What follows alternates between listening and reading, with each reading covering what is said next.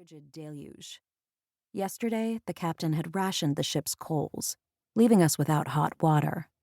I already couldn't stomach any more lukewarm porridge. I looked down at my fingers on Ryder's back. They were eternally pruned, like little raisins. He heaved again, and down the bow a couple feet, a Peridot woman in a weather-beaten wool cloak followed suit. Though I was lucky not to suffer from seasickness, the same couldn't be said for the rest of the passengers. The stomach-turning sounds of retching echoed at all hours of the day and night. I offered care to whomever I could, but without my light there wasn't much to do. I hadn't offered any help to Kane, though. I'd watched him climb a rickety set of stairs with ease a single day after being pierced through the chest by a spear of ice. He'd scaled them 2 at a time, nimble, strong, lively even. And yet, he had needed me to heal him so critically that day in the Shadowhold infirmary. All lies, more and more lies. My head swam with them. I waited for the instinctual rush of fear to ripple through me when I thought of the fate he'd kept from me all those months. The prophecy that foretold my death at Kane's own father's hands. But I felt nothing. I had felt nothing for days. After a lifetime of too much fear and tears and worry, now I couldn't muster anything at all.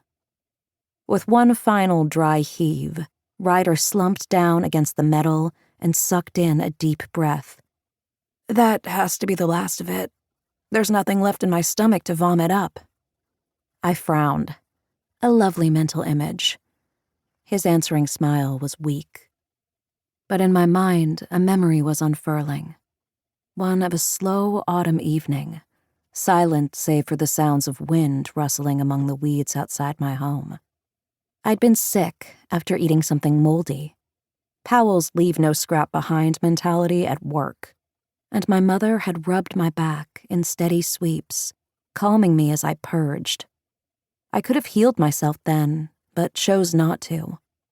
I liked how it felt to have her comfort me. I liked her hand on my shoulder, her quieting words.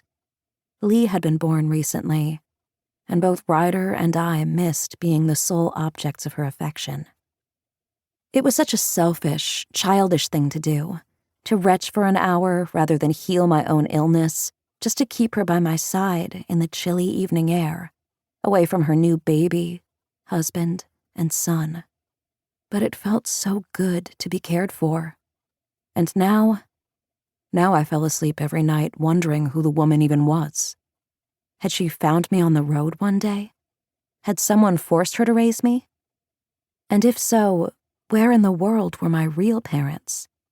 They were both full-blooded Fae, so most likely living in another realm. A melting one of parched earth and ash, governed by a tyrant. Feeling any better? My attention snapped to Mari, wandering over wrapped in a thick fur cloak. She'd raided the ship on our first night, and somehow found the most fashionable pieces aboard. But even her elegant new pelt couldn't hide the way her copper hair clung in wet ringlets to her face, or the icy drops that showered her nose and near-blue lips. At the sight of her, Ryder straightened and folded his hands confidently across his chest. "Right as this rain, barely even sick." He inclined his head toward the Peridot woman still heaving down the deck. "It's all these other folk I feel sorry for." He vomited the entire contents of his stomach out and then some, I said to Mari. Ryder glared at me, and Mari gave him a compassionate frown.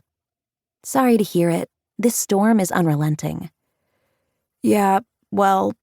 We sailed over another swell, and Ryder turned pale, clutching at his stomach. I am going to go talk to someone about that. Right now." He dashed for the other end of the ship and out of eyesight. Mari lifted a brow at me. "Talk to someone about the storm?" I shook my head. He's too proud. "I think it's sweet that he's embarrassed. Here." She produced a small glass vial from her skirts. "Give him this. It's steel of the stomach." Isn't that potion used for undertakers? After I'd read the book on flowers.